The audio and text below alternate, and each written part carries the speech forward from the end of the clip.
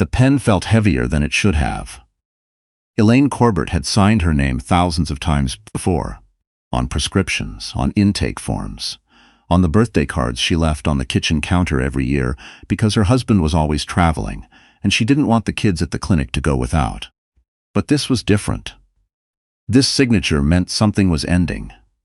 Something she had spent 11 years building, brick by careful brick, with a man who had looked her in the eye on their wedding day and said forever like he meant it. The lawyer across the table, her husband's lawyer, not hers, slid the final page forward without looking up. Mrs. Corbett, last page. She pressed the pen down. The ink dragged. Her hand didn't shake, but only because she'd stopped letting it. She'd learned to hold still a long time ago, standing in emergency rooms at 2 in the morning, telling parents things that broke them. You learned stillness. You had to. Outside the glass conference room, Chicago moved the way it always did. Indifferent, enormous, already on to the next thing. A cab honked. A woman in a yellow coat walked fast past the window without looking in. Elaine signed. The lawyer gathered the papers into a neat stack without ceremony. There was no moment of pause, no acknowledgement that what had just happened in that room was the end of something real. He simply capped his pen, straightened his jacket, and said, "We'll be in touch about the asset transfer timeline." She nodded once. Then she stood, picked up her bag, and walked out. She made it to the elevator before she let herself feel it. The doors closed and she was alone, and the number above the door counted down, 14, 13, 12, and somewhere around the 8th floor, her eyes filled. She didn't cry. She just stood there with her vision blurred and her jaw tight, breathing through her nose until the lobby opened up in front of her, and she had to be a person again. It had started, the way these things always do, with something small. A conference in San Francisco. A woman named Petra. No, not Petra, that was someone else. This one was called Aubrey. Aubrey Vane, 29 years old, a content strategist at the media company that had recently acquired the hospital group where Elaine's husband, Corbin Aldridge, served as CFO. Elaine had found out the way most women find out, not through a confession, not through a dramatic confrontation, but through a charge on a credit card. A hotel in Napa. 2 nights. The same weekend, Corbin had told her the conference ran long. She hadn't screamed. She hadn't thrown anything. She'd sat at the kitchen table with the statement in her hands and waited for him to come home, and when he walked through the door at 9:30, with his carry-on and his practiced smile, she'd set the paper on the counter between them and watched his face. He didn't deny it. That was the thing that stayed with her. Even now, even after everything. He hadn't tried. He'd looked at the statement, looked at her and said, "I think we both know this hasn't been working for a while." As if she'd been in on it. As if 11 years of her building a life around him, around his schedule, his ambitions, his need to always be the one with the plan, had been a mutual agreement to fail. She was 38 years old. She was 3 months pregnant. And she had just found out her husband had been sleeping with someone else for at least 8 months. She didn't tell him about the pregnancy that night. She wasn't sure why. Maybe she needed something that was just hers for a little longer. Maybe she was afraid of what he'd do with the information, use it as leverage or use it as an excuse to stay for the wrong reasons. Either way, she kept it close, the way you keep a wound covered until you're ready to look at it. The divorce moved faster than she expected. Corbin had good lawyers. She had an overworked public interest attorney she'd found through a colleague. And 3 weeks to review documents she didn't fully understand. The settlement offered was modest, enough to be insulting but not enough to fight over, according to her attorney, who said the words "not enough to fight over" with the kind of exhausted pragmatism that made her want to scream. She signed because she was tired, because the pregnancy was making her sick in the mornings, and she had patients depending on her, and she didn't have the bandwidth for a war. She told him about the baby the day after the divorce was finalized. Not in person, she texted him. She wasn't proud of that, but she also wasn't sorry. His response came 4 hours later. "We should talk. I need to know what you're planning to do." What she was planning to do. She put the phone face down on the exam room counter and went back to work. 3 weeks after the divorce, she saw the announcement on LinkedIn of all places. Corbin Aldridge and Aubrey Vane were thrilled to share that they were engaged. The photo was in front of the Eiffel Tower. Aubrey was wearing a white dress even though they were just engaged, not married, and her smile was the kind that knew it was being photographed. Elaine stared at it for 11 seconds. She counted. Then she closed the app and called her sister. "He got engaged," she said when Greta picked up. A pause. "What? To the woman from the conference? They're engaged. There's a photo. She's wearing white. She's wearing—" Greta stopped. "Okay. Where are you? At work? Can you leave?" "No." "Then I'm coming to you." Greta showed up 40 minutes later with an iced coffee and a container of soup from the Thai place near Elaine's clinic. She sat in the plastic chair across from the nurse's desk and didn't say anything useful, which was the most useful thing she could have done. She just handed Elaine the soup and let her eat it in silence, and when Elaine finally looked up and said, "I'm going to be okay," Greta said, "I know. I just wanted to be here while you got there. The pregnancy was complicated." Not dangerously so. Elaine was a physician. She knew the difference. But her blood pressure ran high, and she was exhausted in a way that sleep didn't fix. And she was doing it alone in a 2-bedroom apartment she'd found in a hurry after Corbin bought her out of the house. The apartment was fine. It was near the clinic and it had good light in the mornings, and the upstairs neighbor had a rescue greyhound that moved around with the particular grace of a dog that had never known a quiet life. She liked the sound of it. It meant she wasn't alone even when she was. She didn't hear from Corbin again after the LinkedIn announcement. She'd sent him a formal notice through her attorney, the pregnancy, the due date, the expectation that he would be involved financially. His attorney had responded. There were words in the response like paternity confirmation, and we advise our client to reserve comment pending, and she'd read it twice and then forwarded it to her own attorney and spent the next 48 hours not thinking about it. She met Fletcher Ossie on a Tuesday in February, on the northbound Red Line. She was heading back from a follow-up appointment at Northwestern, standing in the doorway of the train car because every seat was taken, and she was 8 months pregnant and tired in her bones, and the train lurched and she grabbed the overhead bar and caught herself just as a man beside her said, quietly, "You can have my seat." She looked over. He was already standing, tall, somewhere in his mid-40s, in a gray wool coat with a cardboard coffee cup in one hand and a paperback folded open in the other. He was looking at her with the kind of straightforward concern that wasn't performance. Just a man who had noticed and offered, without ceremony. "I'm fine," she said, because she always said that first. "I know," he said, "but I'm getting off at Fullerton anyway." He wasn't, as it turned out. He stayed on until Belmont, which she only knew because she watched him through the window when she got off, and saw him still on the train as it pulled away. She thought about that for longer than she should have. He found her again 3 days later. She was at the pharmacy 2 blocks from her clinic, trying to lift a paper bag of prenatal vitamins and a box of cereal that were heavier than they needed to be, and someone took the bag from her hands. She turned, ready to be annoyed, and it was the man from the train. "I'm not following you," he said immediately. "I live on this block." She looked at him. He pointed at the building across the street, a brownstone with a green door and 2 planters out front that were bare in February but had clearly been tended to recently. "Fletcher Ossie," he said, and extended his hand. "Elaine Corbett. I know this is strange." He picked the bag back up and held it out to her. "But I thought about offering to carry those, and then I thought that might be worse. So here." She took the bag. Then, because she was tired and the wind was cutting, and she genuinely didn't feel like being polite in a performed way, she said, "What were you reading?" "On the train." He blinked. "James Baldwin." "Which one?" "Another Country."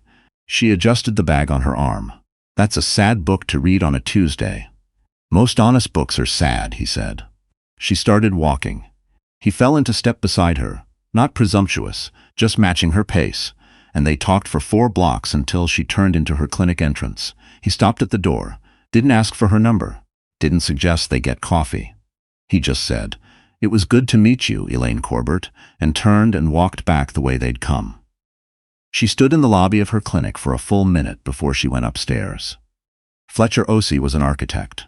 She found this out because Greta looked him up. This is what Greta did, and sent her a link to the firm's website at 11 p.m. on a Thursday with the text he designed a children's library in Evanston, "And I'm sorry, but you have to talk to him again."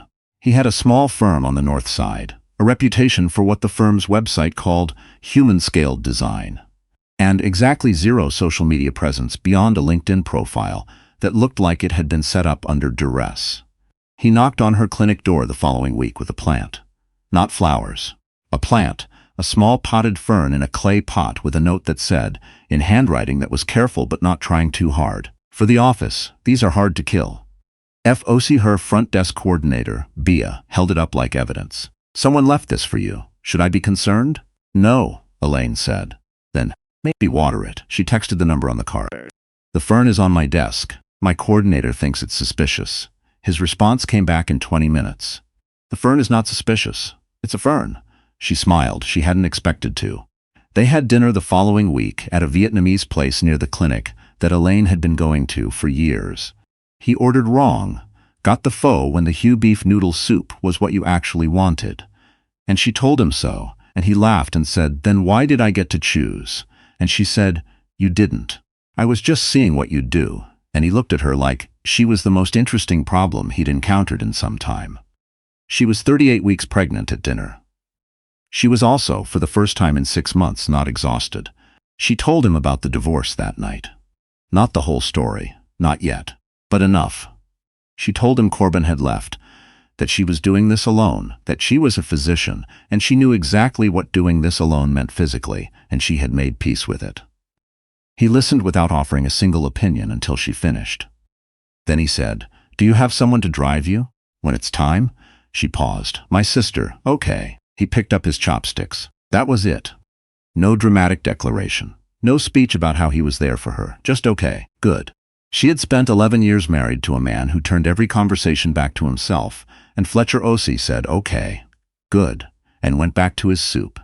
And she understood for the first time in a long time what it felt like to be seen without being assessed. Her daughter was born on a Thursday morning in late March. 6 pounds, 9 ounces. A full head of dark hair that stood up slightly in the front, like she had somewhere to be. Elaine had been in labor for 11 hours, and she was wrung out in a way she'd never felt before, and when the nurse laid the baby on her chest, she just held her and breathed and didn't say anything for a long time. She named her Josephine, Josie, for everyday use. Greta cried. Bia sent a plant. Apparently that was what people did now. Fletcher sent a text at 6 a.m., which meant he'd been awake, which she noticed even in her fog. "Congratulations, both of you." Corbin's attorney contacted her 3 weeks after Josie was born. "A paternity test," they said. "A formality." She complied because it was a formality. She'd never said otherwise, and because she wanted everything documented. She wanted a paper trail that stretched back to the day she'd walked out of that conference room. She wanted to be the one with everything in order. The paternity came back, of course, exactly as she'd known it would. And then, for a while, she heard nothing. Josie was 4 months old when Aubrey Vane posted an engagement photo shoot on Instagram.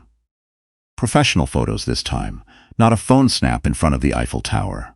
A photographer, a golden hour session in Lincoln Park, Aubrey in a floaty dress, and Corbin in a linen shirt, looking like he was trying to look like a man who had always made good choices. Elaine saw it because Greta texted her a screenshot with no caption. She looked at it for a moment. Josie was asleep in the bouncer beside her, making the small sounds she made when she was deep under. Little exhales, the occasional startle. Elaine set the phone down and watched her daughter sleep instead. She stayed there for a long time. The thing about being a doctor was that you developed a particular relationship with time. You knew how quickly things could change, and you also knew how slowly bodies healed. You got good at sitting with uncertainty. You got good at doing the next necessary thing without knowing how the whole thing would end. She did the next necessary thing. She went back to work full-time at 14 weeks. Later than she wanted, earlier than felt right, because that's what being a solo parent meant. She hired a nanny named Dolores, who was 62, and had raised 4 children and 2 grandchildren, and treated Josie with the calm competence of someone who had seen everything. Elaine's mother flew in from Phoenix for 3 weeks and reorganized the entire kitchen, which Elaine hadn't asked for, but which genuinely helped. Fletcher came by on a Saturday with groceries. Not because she'd asked, she hadn't, but she'd mentioned in passing the day before that she kept forgetting to order food and subsisting on what Dolores left in the fridge. He showed up at 10 a.m. with 2 bags and a specific kind of quiet that didn't demand anything. He cooked. She sat on the kitchen counter with Josie and the carrier against her chest and told him about a patient she'd seen that week, and he told her about a building he was designing in Hyde Park, and Josie fell asleep between the sentences. She thought, this is what it's supposed to feel like. Not perfect, not a movie, just easy. Real. She was wrong to have assumed the other shoe wouldn't drop. Corbin called her in October. Not his attorney, him directly, which was unusual enough that she let it go to voicemail, and then called her attorney before she listened to it. Her attorney told her to go ahead, just document the call. She listened to the voicemail standing in the parking structure of the clinic at 7 p.m. His voice was careful in the way that people's voices get when they've been coached. Elaine. I think it's time we talked about Josephine, about my role. I've been thinking, and I feel like I've been absent in a way that isn't fair. To her, I'd like to discuss a formal arrangement. She stood in the parking structure for a long time. A formal arrangement. He wanted a formal arrangement now. Josie was 6 months old. He had never asked to meet her. He had never sent a card, never asked for a photo, never reached out once except through lawyers. His attorney had demanded a paternity test like she was someone to be doubted, and then gone silent the moment the results came back. And now, 6 months later, with Aubrey Vane on his arm, and apparently some vision of himself as a father, he was calling about a formal arrangement. She called her attorney back and said, "Get me someone with family law experience. Real experience. I should have done this 8 months ago." Her attorney said, "I know a firm." The lawyer she hired was named Constance Beaumont. She was 60 years old, had been practicing family law in Cook County for 30 years, and had the particular energy of a woman who had seen every version of this story and was still professionally annoyed by it. At their first meeting, she set Elaine's file on the table and said, "Walk me through the original settlement." Elaine walked her through it. Constance Beaumont looked at the documents for 90 seconds. Then she took off her reading glasses and said, "Who negotiated this on your behalf?" "I used." "Don't answer that, I'll find out." She put her glasses back on. He walked away with the house, the investment accounts, and what amounts to a handshake check. "And you were 3 months pregnant at the time of signing. I didn't know I was going to fight him. I just wanted it to be over. I understand that." Constance set her pen down. "But now he wants to be a father, and the court is going to want to know why he wasn't interested in being a father 6 months ago, 4 months ago, or at any point between the paternity test and this phone call. I'm going to want to know that too, and we're going to put the answer to that question in front of a judge." Elaine exhaled slowly. "He's going to say he was in a difficult place emotionally. He can say whatever he wants." Constance almost smiled. "We have a paper trail." What she didn't know, what she found out through Constance's investigator 3 weeks later, was that Corbin's company had been in quiet negotiations to merge with a competing firm, and the deal was expected to produce a substantial equity payout for senior executives. The timing of his sudden interest in fatherhood was, to say the least, notable. Constance set the report on the table between them. "He's about to come into money," she said. "And a stable family image is part of the narrative he's selling to the acquiring company. A daughter he's never met is an inconvenient detail." Elaine looked at the report. "He wants to use her. He wants to perform fatherhood. Whether he intends to actually do it is a different question. She's 6 months old," Elaine said. "She doesn't know who he is." "She won't," Constance said. "Not unless you decide otherwise. That's entirely within your rights as the custodial parent, and the court is going to take into account that he voluntarily absented himself for the entirety of her life so far." She folded her hands on the table. "He can file for visitation. He is entitled to file, but what a court is not going to do is hand a man visitation rights over a child he's never met, on a timeline he chose, without understanding why." The filing came in November. Corbin's attorneys were asking for regular visitation, an updated custody arrangement, and, buried in a footnote, a reduction in child support pending clarification of Elaine's current income and household composition. That last part, household composition, was the part that made her hands go cold. She called Fletcher. She'd been careful about what she told him, not because she didn't trust him, but because she didn't want any of this to land on him. He hadn't signed up for a custody battle. He'd signed up for dinner and groceries and a fern on a windowsill. She told him everything. He listened on the other end of the line the way he always listened, fully, without interruption, without offering to fix things. When she finished, he said, "What do you need?" She had to think about that for a moment. "I need someone to take Josie on Tuesday morning," she said. "I have a meeting with my attorney." "Done," he said. "That's it," she said. "That's what I need." "Okay, I know it's not." "Elaine," his voice was quiet. "I'm here, not because I feel obligated, because I want to be here. There's a difference." She pressed her free hand against her kitchen counter and breathed. "I know," she said. "I know there is." The hearing was in January. She wore a gray blazer. She sat beside Constance Beaumont and kept her hands flat on the table and did not look at Corbin more than she had to. He was at the other table with two attorneys, and he was dressed like he was going to a board meeting, which she supposed was the point. Aubrey was not present, which she'd expected. Constance walked the judge through a timeline. It was precise and thorough, and it did not exaggerate anything, because it didn't need to. The facts were: Elaine had notified Corbin of the pregnancy the day after the divorce was finalized. His attorneys had responded by requesting a paternity test.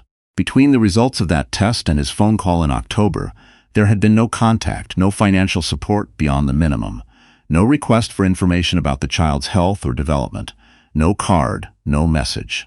6 months of voluntary absence. Corbin's attorneys argued that he had needed time to process the end of the marriage before he could engage with co-parenting. The judge, a woman in her 50s, with reading glasses on a chain around her neck, looked at the paperwork for a long moment. "Your client was aware of the pregnancy before the divorce was finalized?" she asked Corbin's attorney. A pause. "He became aware shortly after, Your Honor." "The notification was sent the day after the decree," Constance said. "We have the timestamp." The judge looked up. She had the particular expression of someone who had heard a great many things in this courtroom, and was deeply unimpressed by this particular version. "Counselor," she said to Corbin's attorney, "your client is requesting visitation rights for a child he has not met. I'm going to need a more substantial foundation for why this court should disrupt the child's established routine at this stage." Corbin's attorney started to respond. The judge held up one hand. "I've read the filing. I'm not asking for what's in the filing. I'm asking you to explain, in plain terms, what specific actions your client took between October of last year and today to build a relationship with this child before asking the court to mandate one." The silence that followed was not long. It was just complete. The arrangement that came out of the hearing was not nothing. The court didn't give her everything she wanted, because courts rarely did. But Corbin received supervised visitation only, on a limited schedule to be increased only if and when he demonstrated sustained engagement. The child support amount was recalculated and increased significantly, retroactive to Josie's birth. The footnote about household composition was dismissed. Constance said, outside on the courthouse steps in the January cold, "That went about as well as it could have." Elaine pulled her coat tighter. "Is it over? This round?" Constance looked at her directly. "He can file again. People like him usually do for a while, but the record is established now. Every time he walks away, it goes in the file. Every time you show up, it goes in the file." She paused. "You've been showing up since the beginning." Elaine looked out at the street. The city was gray and cold and going about its business. "She's going to ask me about him someday," she said. "She is. I want to be able to tell her the truth without making her feel like she can't decide for herself." Constance looked at her for a moment. "Then tell her the truth. Let her decide. That's all you can do." Elaine nodded once. Then she walked down the steps. Fletcher was waiting at the bottom of them. He had Josie in the carrier against his chest, and Josie was awake and looking at the pigeons on the sidewalk with the extreme seriousness she brought to most things at 7 months old. He'd walked from the parking garage. His coat was open even though it was 30 degrees, because Josie ran warm and he'd already learned that. He looked up when he heard Elaine's footsteps. She walked down the last few steps and stopped in front of them. She looked at her daughter, who looked back at her with those dark eyes, then reached out and grabbed the collar of Elaine's coat with one small fist. "How'd it go?" Fletcher asked. "Good," she said. "Really good." He nodded. He didn't ask for more.